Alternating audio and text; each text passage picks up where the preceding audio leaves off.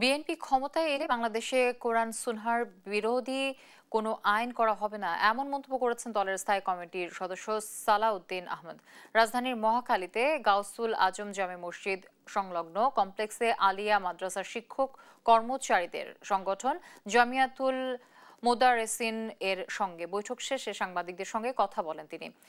সালাউদ্দিন আহমেদ বলেন, বিএনপি চায় দেশে মাদ্রাসা শিক্ষা আরও সম্প্রসারিত হোক।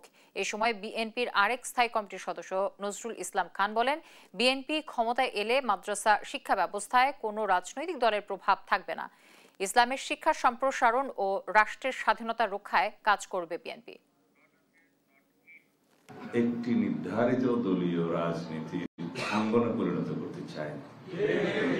দ্বিতীয় কথা হলো যে বাংলাদেশে ইসলামী কোরআন সুন্নাহর বিপরীতে শরীয়ত বিরোধী কোনো আইন প্রণীত হবে না।